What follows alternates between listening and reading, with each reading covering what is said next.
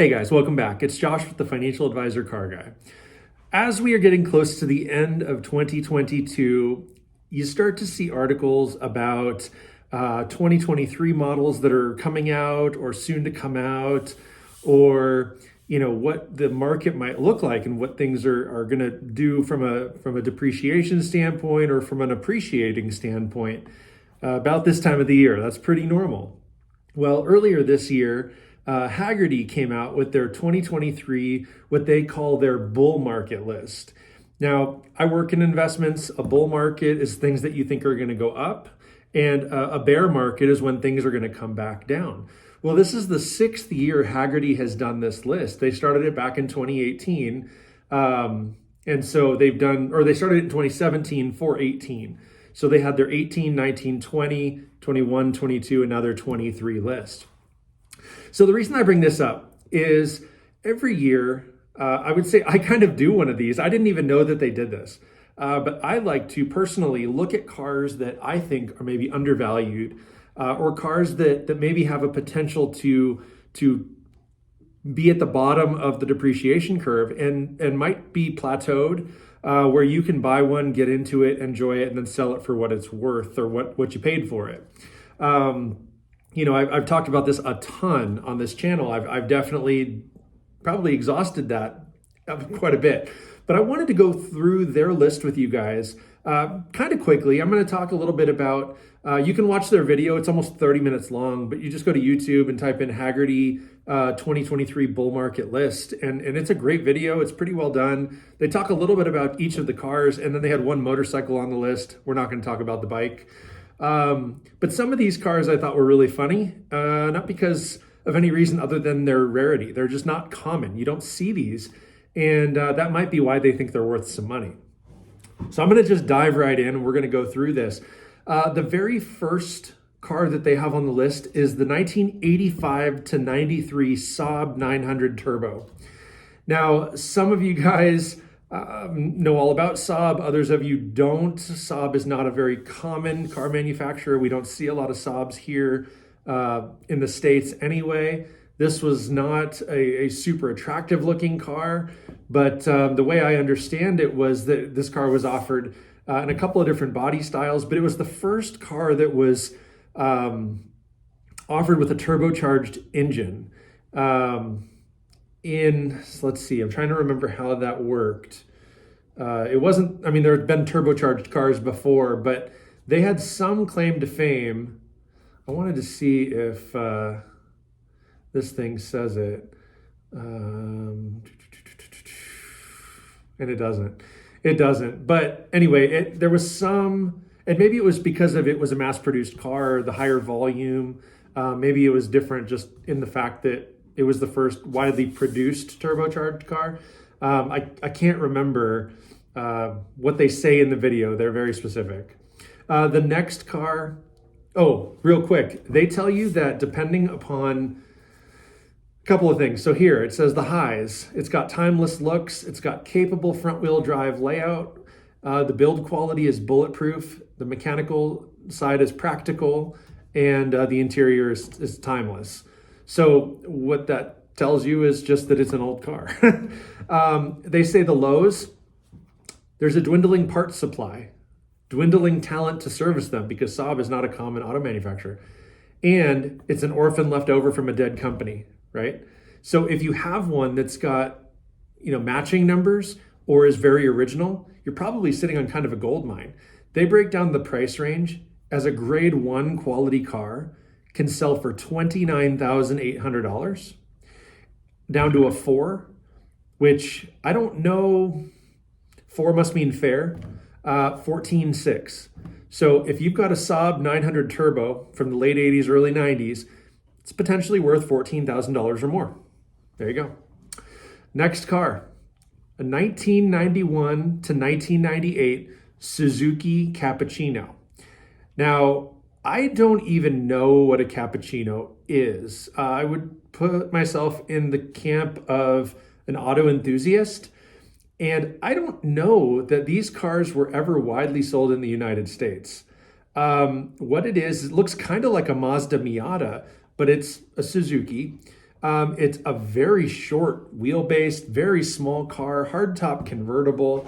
Again, if you guys want to see pictures of this thing, I'll post one right down here, but go to the Hagerty website and you can look at this list a little bit more in its entirety. Very small car. And, even in the pictures they show on the website, it's right-hand drive, which tells me it's not a domestic car. Kind of strange that it was definitely on this list, but I guess a few made it to North America, so they're saying it did. Those cars range in number 1 quality price, $22,000, to a number 4, which again is probably just fair, $4,000. So probably the most fun you could buy for $4,000 on this list, but finding one's going to be a challenge. Next car, 1968 to 1970 AMC AMX. And yeah, American Motors is not something that's around anymore either. They had 3 different engines, all V8s, very good car. It's kind of the shrunk down Javelin, if you guys remember the AMC Javelin, which is absolutely a great muscle car. These cars are very, very cool, kind of hard to find again. Not a lot of these are left. But it was built to compete with, the Camaro and the Mustang there in the late 60s. And I think it did its job. They're worth quite a bit of money. One in number 1 quality, or in number 1 condition, $52,800, down to number 4 quality, or not quality, condition, $13,500. This is probably my favorite car on the list. Well, I'm going to say second favorite car on the list, and I'll tell you what number 1 is when we get there. This one is a 2004 to 2010 Mercedes-Benz SLR McLaren. And this car is, by all means, everything you'd want in a supercar. It is a fantastic car. They make the point in the video that from 2004 to 2011, this Mercedes competition well outsold it. So there's not as many of these. They definitely were overshadowed by some other cars of that era, but this car could hang with them. It was just as powerful, just as fast, just as flashy. It still has billionaire doors, all those things. It's a fantastic car. It was the brainchild of Mercedes and McLaren. So you're getting kind of the best of both worlds in that regard. Very cool car. I'm very, I don't know what the word is. It was just overshadowed. And actually the article tells us that in this same time frame, the cars that overshadowed this car, Ferrari Enzo, Porsche Carrera GT, and the Ford GT, the original Ford GT of the early 2000s. So those 3 cars way outsold this thing. And so, this car retailed for $450,000 new. So if you were going to spend that kind of money, I'd probably buy one of those other 3, quite frankly. It wouldn't have been any different than the next guy. Now, today's market. Now, this is the shocking part to me, because I used to watch these cars. I've liked these cars for 20 years, literally almost 20 years, when they came out in the early 2000s. But they're selling today, number 1 condition, there's the word, condition, $430,000. So almost what it sold for retail. It's still below what it MSRP'd at. Down to number 4 condition, $199,000. That is a incredible bargain. $199,000 for one of these things. I've never seen one that cheap. Like I said, I've been watching these cars for years. Every time I saw one pop up for sale, it was generally $400,000, $500,000, or $600,000. So for them to tell us that condition 1 is $430,000, that might be a sign of the car industry softening. Pretty cool. But anyway, let's see. Let's continue on. The next one. Oh, everybody knows this one is Marty McFly's pickup. This is the 1984 to 88 Toyota pickup, SR5 4x4. Yeah, it's what Marty wanted in Back to the Future. It was a black truck in the garage, and it was amazing. Most people obviously remember that movie for the DeLorean, which did not make the list, but this truck is exceptional. It's reliable, it's rugged, off-road, it's fantastic.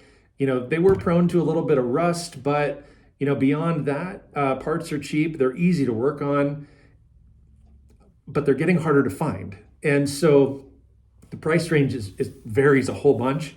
Number one condition, $34,800. Now we're talking for a 1985 pickup. That's the example they show here on their website. Down to quality condition number 4, 6,600. 35 grand for a 30-year-old Toyota pickup. It's expensive, pretty expensive. But it had the 22 RE engine in it, and they go for 1 million miles. And so, yeah, great truck, great rig.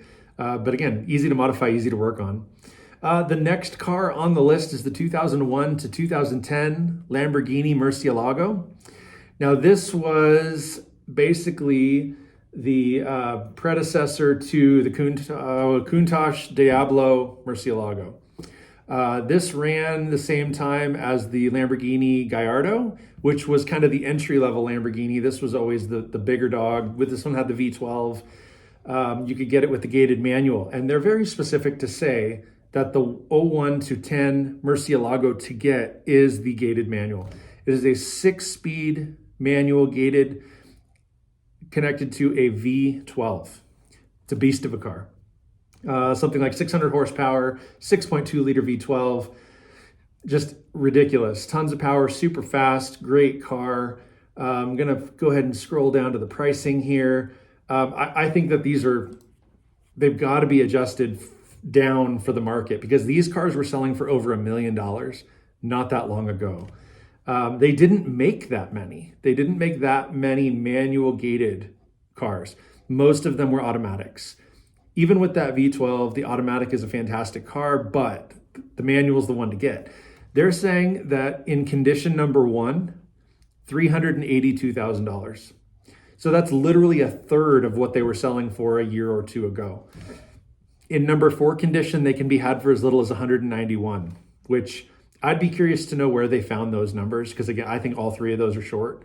And after seeing these numbers here, it makes me think that those SLR McLaren, they're the Mercedes McLaren car that we talked about earlier, has got to be same thing, right? Those prices have to be low, probably because of the world we're living in today.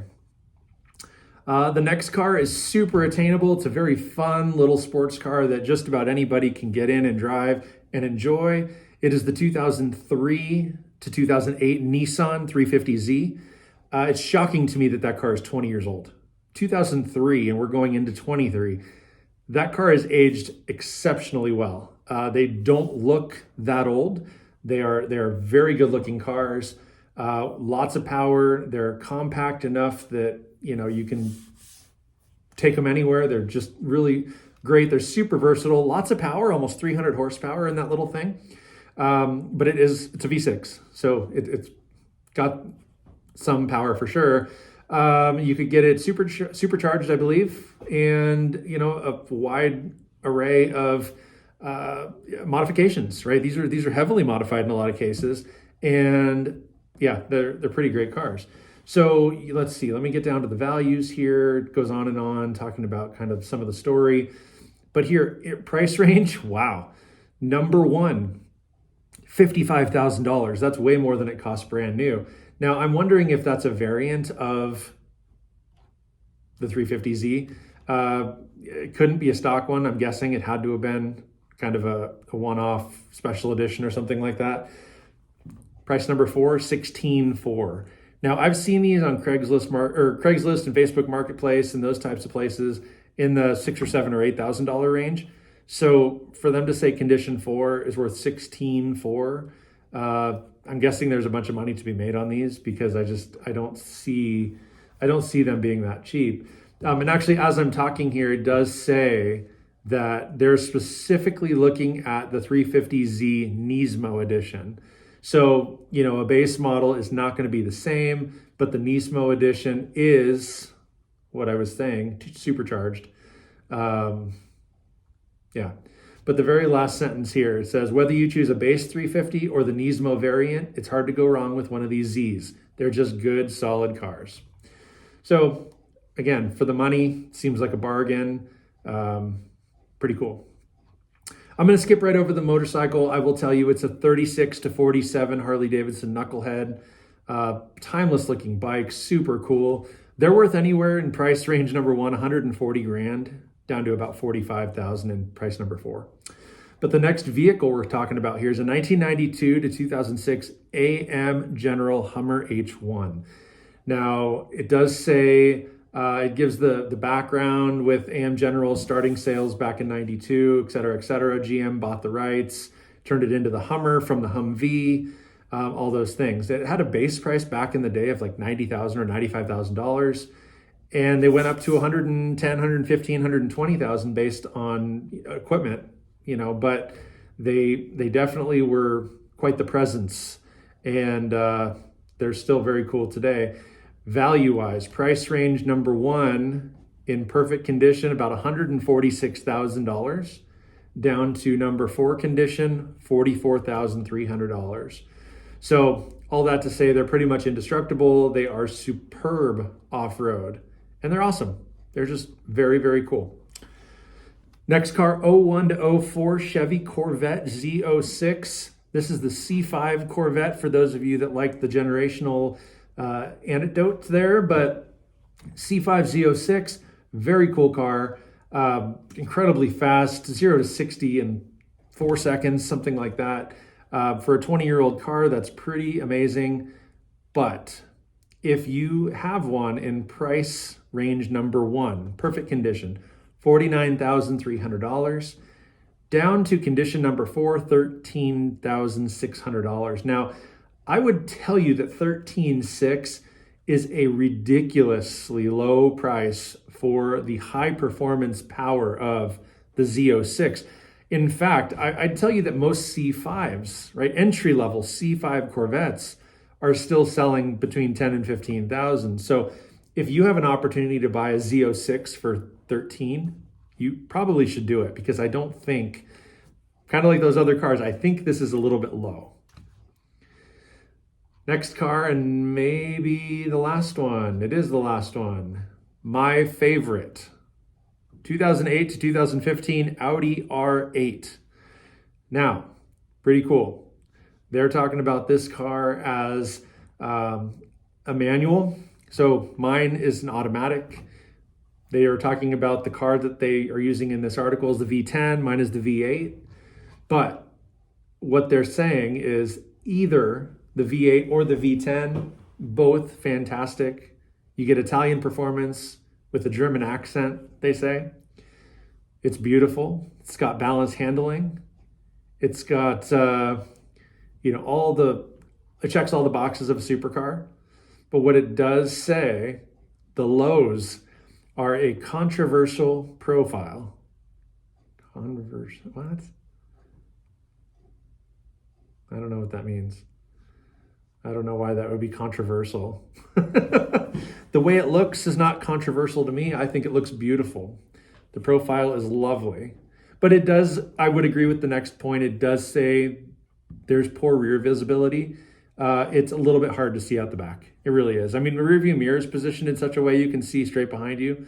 But if you're trying to look over your shoulder to change lanes and stuff, there's blind spots. It's hard. Those wedge-shaped cars, supercars generally speaking, don't have great visibility. A lot of that's because of aerodynamics and whatnot, just the shapes of the cars and the way they need to put in the roof supports and all that stuff. It does make it harder to see. But still pretty cool that my car made the list. I was pretty excited about that. It does say that the R8 is special in that it's got very good front to rear weight distribution. 44% of the weight is in the front and only 56 is in the back.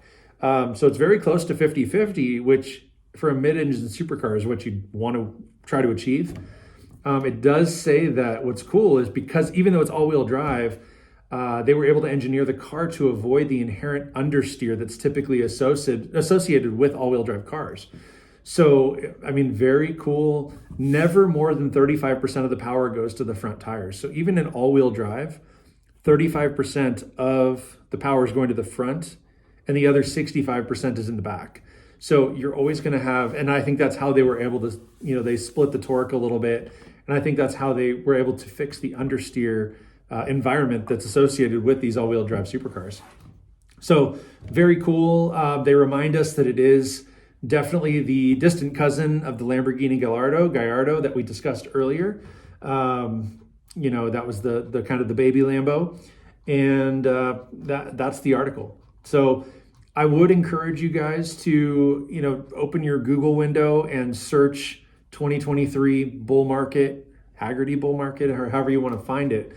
But it goes through and it really digs into each of these cars and gives you some very thorough understanding of what they are and why.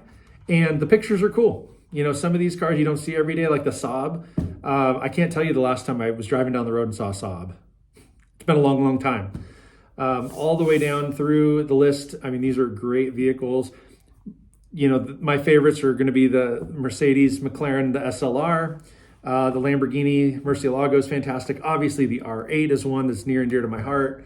But I think that if I were going to go down this list and, potentially try to buy one of these things as a potential investment for 2023, I think that from an attainability, a commonality, just, a wide array of modifications and things, I'm probably leaning towards that 350Z. I definitely think that car has kind of a cult following, and you're not going to have a problem selling it. Probably not going to have a problem finding one for sale either. There's dozens out there at any one time in any one place. So it's something cool to kind of watch for and look at and understand. But, if that's not going to suit what you want, I do think that the Toyota pickup that we discussed, I can't remember the years, late 80s, early 90s, that SR5 Toyota pickup 4x4 is another pretty cool one that, you can find one in fairly rundown condition for way less than they say. They said, I think condition 4 was like $6,600. And you could probably find one with a couple 100,000 miles that maybe looks tired for less than $5,000. And then, of course, you've got the opportunity to revitalize the vehicle. Maybe you paint it and lift it and put tires and all those things on it. And now you've got a really sweet truck that, according to Hagerty, is going to be desirable moving forward. So what do you think? Do you guys agree with this list? Is there anything that you think shouldn't be on this list? I'm going to say I don't think the Saab should be here, and I don't think the Cappuccino should be here. Again, I don't know much about the Cappuccino, but not being a domestic car, I just think it's silly they put it on the list. And then the Saab, I get what they're saying because Saabs are getting harder to find. But I don't know anybody who wants to buy a Saab to keep it in a museum or to keep it in their garage as a show car. I don't think it has the lines or any of the, the timeless qualities that you'd want in something that's going to appreciate long term. So all the others are beautiful. I think they all are very, very cool. A C5 Z06, you're buying for the performance. It's built for the track. Sports cars are sports cars. Exotics are exotics. The Hummer's the Hummer. But, I think, again, widely spread, you can't go wrong with any of these cars. So I think that Hagerty knew what they were doing when they put this list together. But that's what I got for you guys this week. So let me know what your thoughts are. Please like, subscribe, comment. Yay me, we hit 100 subscribers. So I'm very excited to see that. Thank you guys for watching this stuff. That means it's getting out there. My viewership has spread a little bit, which is great. But thank you. As we get ready to wrap up another year, we'll have another episode next week. But thank you guys for watching. Most importantly, remember, may every investment you make be a good one. Till next time.